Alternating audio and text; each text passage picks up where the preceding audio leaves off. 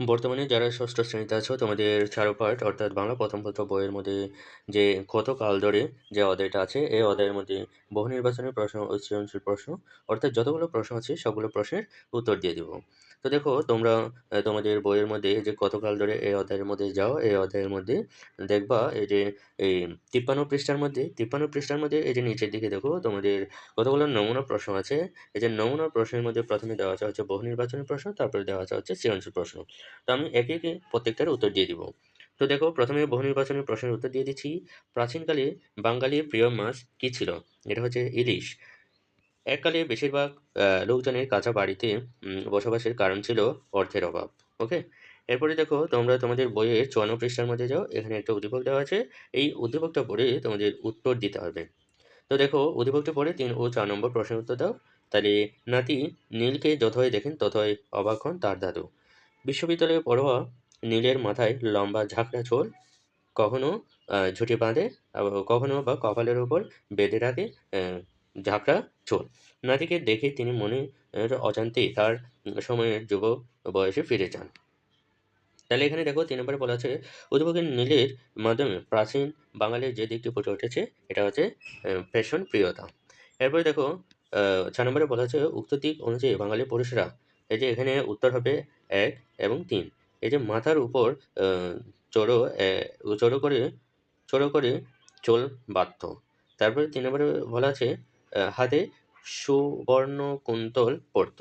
তাহলে উত্তর হবে 1, 3। ঠিক আছে? এই যে কোনটি সঠিক? এখানে রোমান সংখ্যা এই যে 1, 3 অর্থাৎ খ উত্তর হবে। এরপরে দেখো নিচের দিকে একটি সৃজনশীল প্রশ্ন দেওয়া আছে। এই যে সৃজনশীল প্রশ্নের মধ্যে তোমাদের অবশ্যই প্রত্যেকটা প্রশ্নের মধ্যে একটা উদ্দীপক দেওয়া থাকবে। এটা পরীক্ষার হলেও থাকবে, পরীক্ষার প্রশ্নের মধ্যেও থাকবে। ঠিক আছে? তো এই উদ্দীপকটি পড়ে আমাদের কি করতে হবে? এই 4 টা প্রশ্নের উত্তর করতে হবে। তো আমি একে, একে প্রত্যেকটার উত্তর দিয়ে দিচ্ছি। দেখো সৃজনশীল প্রশ্নসমূহ, এই যে 1 নং সৃজনশীল প্রশ্ন ও উত্তর। তো এখানে আমি এমনভাবে উত্তরগুলো সাজিয়েছি যে সাথে প্রশ্ন এবং উত্তর লিখে দিয়েছি। দেখো বাংলাদেশের ইতিহাস কত বছরের পুরনো? উত্তর হবে বাংলাদেশের ইতিহাস প্রায় 2500 বছর বা তারও বেশি সময়ের পুরনো। তারপরে দেখো খতে বলা আছে ইতিহাস বলতে বোঝায় সব মানুষের কথা। ব্যাখ্যা করো। তাহলে উত্তর হবে ইতিহাস কেবল রাজা বাদশাহ বা ক্ষমতাবান ব্যক্তিদের কাহিনী নয়। ইতিহাস বলতে সমাজের সকল শ্রেণীর মানুষের জীবনযাপন, সুখ দুঃখ, সংগ্রাম ও বাস্তব অবস্থার কথা বোঝায়। তাই ধনী গরিব, নারী পুরুষ সবার জীবনচিত্র মিলিয়েই একটি দেশের পূর্ণ ইতিহাস গড়ে ওঠে। তাই বলা হয় ইতিহাস বলতে বোঝায় সব মানুষের কথা।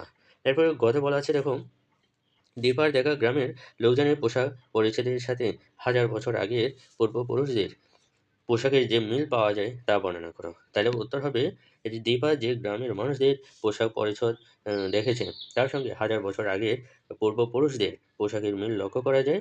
তখনকার মানুষও শাড়ি, গামছা, ঘোমটা, গামছা বা সাধারণ কাপড় পরিধান করত। বর্তমানে গ্রামের নারীদের শাড়ি ও ঘোমটা পরা এবং দরিদ্র মানুষের মলিন ও ছেঁড়া পোশাক ব্যবহারের মধ্যে অতীতের পোশাকের ধারাবাহিকতা স্পষ্ট। এ থেকে বোঝা যায় সময় পরিবর্তিত হলেও গ্রামীণ পোশাকের মৌলিক রূপ ও অনেকাংশে অপরিবর্তিত রয়েছে। এরপরে দেখো ঘতে বলা আছে শত শত বছর চলে যায় কিন্তু এদেশের মানুষের জীবনের অভাবগুলো আর দূর হয় না। উদ্দীপক এবং কতকাল ধরে প্রবন্ধের আলোকে ব্যাখ্যা করো। তাহলে উত্তর হবে উদ্দীপকে দিভা গ্রামের ধনী ও দরিদ্র মানুষের জীবনযাত্রার বৈষম্য প্রত্যক্ষ করে মর্মাহত হয়।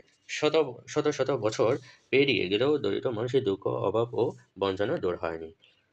এ বেদনাই তার মনে জাগে। একই ভাব গতকাল ধরে প্রবন্ধেও প্রকাশ পেয়েছে।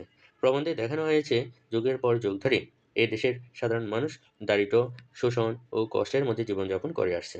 সময় বদলালেও তাদের মৌলিক সমস্যাগুলোর সমাধান হয়নি। তাই অধিবক ও প্রবন্ধের উভয় ক্ষেত্রে এদেশের দরিদ্র মানুষের দীর্ঘদিনের অভাব ও বঞ্চনার বাস্তব চিত্র ও ফুটে উঠেছে। তো দেখো আমি এই অধ্যায়ের মধ্যে যতগুলো প্রশ্ন আছে সবগুলো প্রশ্নের উত্তর দিয়ে দিলাম। সুন্দর করে আমি রেডি করেছি। তাহলে তোমরা অবশ্যই সম্পূর্ণ ভিডিও দেখলেই ভালো করে বুঝতে পারবা। তো এটাই হচ্ছে আজকের ভিডিও।